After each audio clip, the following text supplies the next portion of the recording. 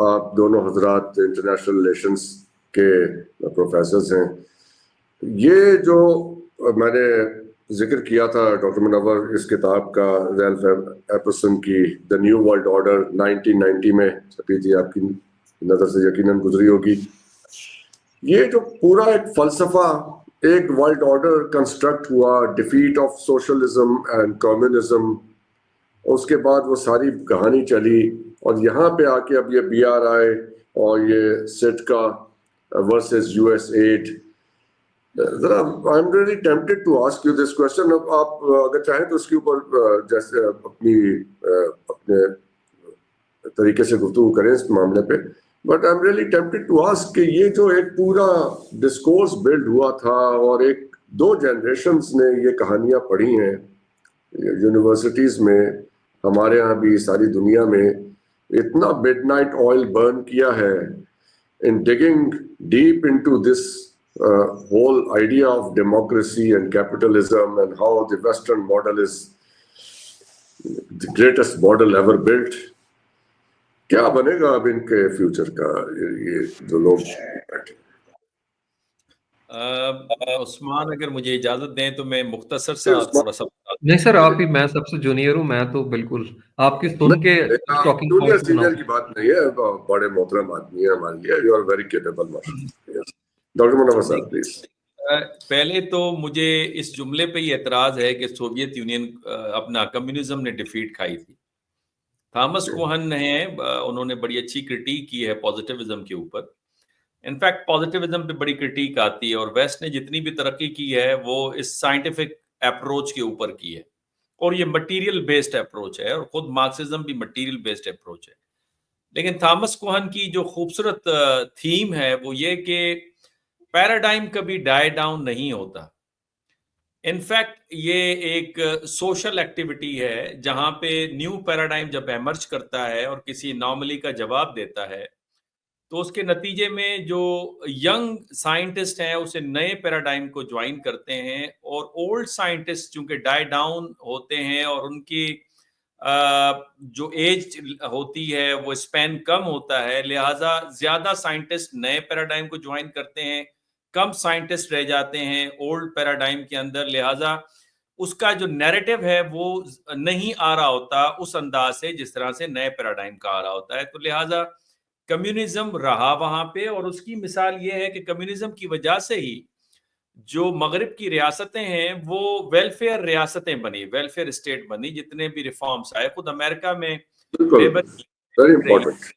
और उसके साथ साथ फिर जो 70s में आप न्यू मार्क्सिज्म का एमर्ज देखते हैं जिसे फ्रैंकफर्ट स्कूल ऑफ थॉट कहा गया अमेरिका में, जिसके नतीजे में क्रिटिकल थ्योरी जिसने रेवोल्यूशन बर्पा किया, जो कि ये बात कहती है कि do not blindly accept any narrative without understanding the very process of theorisation और उसके पीछे छुपे हुए जो cognitive, political, economic, social interest हैं उसके बगैर उसे आप तस्लीम न करें। तो लिहाजा ये जो नैरेटिव वेस्ट की तरफ से आया कि हमने सोवियत यूनियन को शिकस्त देकर मार्क्सिज्म को शिकस्त दी, अगर ये बात सच होती तो आज चाइनीज मॉडल सक्सेसफुल नहीं होता। ये अलग बात है कि एक होती है एंटीथेटिकल आइडियोलॉजिकल कॉन्फ्लिक्ट और एक होता है आइडियोलॉजिकल कॉन्फ्लिक्ट। अब आइडियोलॉजिकल कॉन्फ्लिक्ट तो मौजूद था वेस्ट और सोवियत यूनियन के दरमियान में, लेकिन एक ही आइडियोलॉजी में इंटरप्रिटेशन डिफरेंट हो तो वहां पे भी इख्तलाफ होते हैं, जो कि इनफैक्ट माओ की प्रेजेंट अपना इंटरप्रिटेशन में और लेनिन की इंटरप्रिटेशन में फर्क आपको नजर आता है। लेकिन जो बुनियादी फलसफा है उसने इनकलाब बर्पा किया। आज भी आप देखें तो उसी की ज्यादा बातचीत की जाती है और आज के जमाने में आप पॉजिटिविस्टिक अप्रोच लेकर इल्म को पैदा नहीं करते, बल्कि आज बात हो रही है पोस्ट मॉडर्निज्म की। और जब हम पोस्ट मॉडर्निज्म की बात करते हैं तो उसमें नियो मार्क्सिस्ट भी उसका बड़ा इंटीग्रल पार्ट है, बड़ा इंपॉर्टेंट पार्ट है, जो सुपर स्ट्रक्चर की बात करते हैं with the mode of production. तो पहला मेरा आर्ग्यूमेंट ये है कि ये समझना कि मार्क्सिज्म डाई डाउन हो गई थी, I do not think Marxism die down हुई है। मार्क्सिज्म ने सर उठाया है। मार्क्सिज्म का पहला नारा कि दुनिया के अंदर ग्लोबलाइजेशन आएगी, ग्लोबलाइजेशन आई, लेकिन वो ग्लोबलाइजेशन सोशलिस्ट नहीं थी, कैपिटलिस्ट थी। लेकिन ग्लोबलाइजेशन का पहला कॉन्सेप्ट मार्क्स ने दिया था।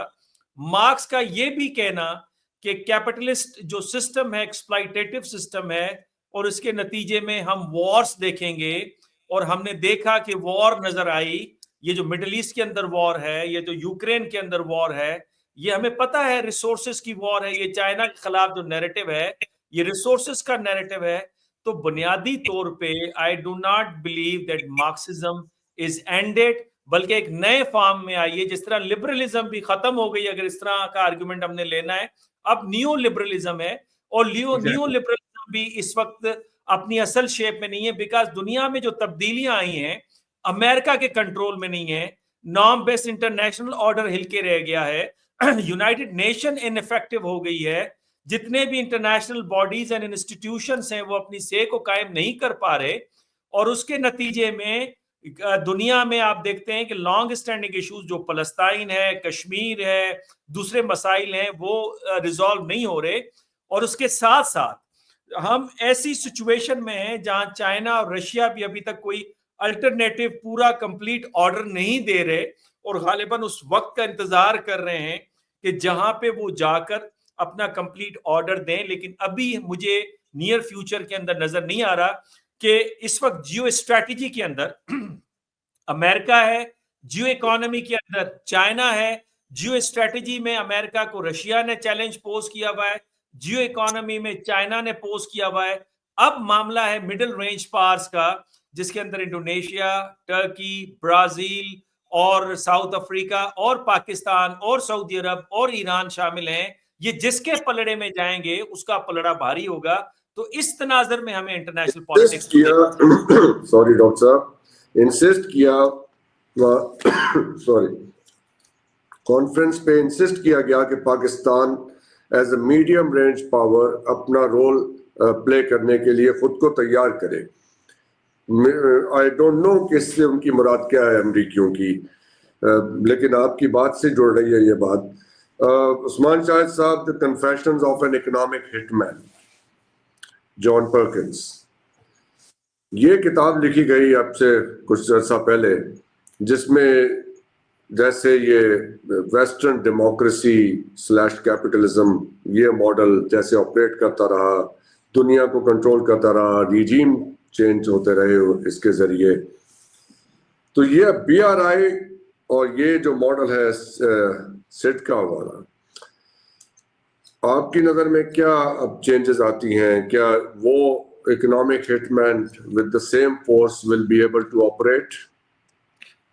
नहीं, डेफिनेटली ऐसा नहीं है, बिल्कुल है। हमें देखना होगा चाइनीज स्पिरिट क्या है। चाइना की स्पिरिट हम देखते हैं कि चाइना रीजनलाइजेशन की बात करता है। चाइना रीजन के अंदर सिर्फ अपनी तरक्की की बात नहीं करता, बल्कि रीजन के अंदर जिस तरीके से चाइना ने, हम देखते हैं कि अपने आप को शोकेस किया है। और स्पेशली यहाँ पे जो चाइनीज स्पिरिट है, जिसमें म्यूचुअल ट्रस्ट की बात करते हैं, म्यूचुअल कंसल्टेशन की बात करते हैं, गुड नेबर लाइन के ऊपर चाइना काम करता है। तो चाइना जब इन रोड्स बना रहे हैं, हम देख रहे हैं रीजन की अगर बात करें एशिया के अंदर, तो चाइना पॉलिटिकल सिस्टम चेंज नहीं करना चाहता। जिस तरह डॉक्टर साहब ने बड़े अच्छे तरीके से वेल थॉट अपना इस चीज़ को जो है वो डिकोड किया कि चाइना वहाँ पे प्रोजेक्ट बेस्ड इन्वेस्टमेंट करता है। और ये चीज़ हम पिछले 10 साल से देख रहे हैं कि एशियन डेवलपमेंट बैंक ने रीजन के अंदर क्या किया था। उन्होंने पोलराइजेशन की थी यहाँ के ऊपर है, क्योंकि फंडिंग वहाँ पे अमेरिका की और जापान की थी ADB बैंक के अंदर। और वो सर्टन उन जगहों के अंदर इन्वेस्टमेंट करते थे जहाँ के ऊपर उनके इंटरेस्ट लाया करते थे। लेकिन China without if and but, हम देखते हैं एशियन इंफ्रास्ट्रक्चर इन्वेस्टमेंट बैंक के थ्रू फंडिंग जो पोर कर रहा है यहाँ पे एक्यूट एनर्जी के क्राइसिस को मैनेज कर रहा है इर्द गिर्द कंट्रीज के अंदर है। और उसके अंदर हम देखते हैं कि पाकिस्तान बेनिफिशियरी है। इवन चाइना यहाँ का मेस जो है, जो कि अमेरिका यहाँ पे छोड़ के गया है, जिस तरीके से हम देखते हैं कि पिन निकाल के ग्रेनेड की भाग गया अमेरिका अगस्त 2021 के अंदर है। तो मेरे ख्याल में ये मिसिंग पीस है, अफगानिस्तान का क्राइसिस है, जिसको चाइना मिटिगेट करने की कोशिश कर रहे हैं। और मेरे ख्याल में चाइना जिस तरीके से पहले डॉक्टर साहब ने बता दिया कि चाइना यहाँ के ऊपर कॉस्मेटिक चेंजेस नहीं चाहता। चाइना इस चीज के अंदर बड़ा क्लियर है कि चेक बुक डिप्लोमेसी नहीं की जाएगी जिस तरह अमेरिकन ने किया। वो एक सिनर्जीज का सिस्टम खड़ा कर रहा है यहाँ पे। मैं अभी थोड़ी देर पहले डाटा नेविगेट कर रहा था कंटेंट, तो मैं देख रहा था कि चाइना ने यूनाइटेड नेशन की जो कंट्री टीम है UNCT, उसके अंदर 20 डिफरेंट UN बॉडीज को एंगेज किया हुआ है, जो कि प्रोजेक्ट्स बेस्ड उन अपना केसेस पे काम कर रहे हैं जो कि इर्द-गिर्द के कंट्रीज की अंदर कैपेसिटी बिल्ड कर रहे हैं और वहाँ के ऊपर ट्रेनिंग फराहम कर रहे हैं। तो मेरे ख्याल में चाइना का मॉडल बड़ा प्रैक्टिकल है। इसमें जो मर्चेंट्स ऑफ ह्यूमन राइट्स की जो हमने किस्से कहानी सुनी पिछले 20-23 साल से, तो वो मुझे लगता है it's a gone story now. और ड्रैगन जिस तरीके से हम पहले कह रहे थे, वो बड़ा प्रैक्टिकल है और चाइना ने इसकी बेस्ट एग्जांपल है कि अपने 80s 90s के अंदर जो 60-70 करोड़ लोगों को निकाला। तो चाइना का मॉडल तो ट्राइड एंड टेस्टेड मॉडल है।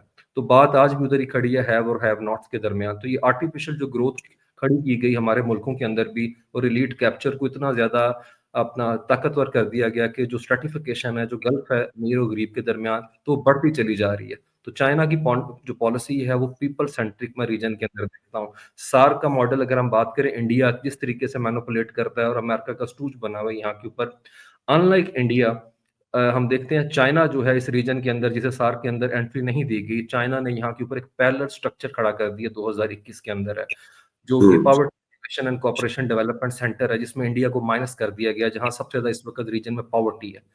उसकी रीजन बढ़ती है कि चाइना यहाँ पे सिल्क रूट मैरीटाइम के थ्रू और बीआरआई की जो अपना बेल्ट रोड इनिशिएटिव के अंदर ओबीओआर है, वन बेल्ट वन रोड है, उसके थ्रू तमाम साउथ एशिया, तमाम ग्रेटर इकोनॉमिक अलायंस यहाँ के ऊपर खड़ा करना चाहता है और तमाम कंट्रीज उसके ऊपर ऑन बोर्ड है। मेरे हाल में मेरी ये की टेकअवेज हैं।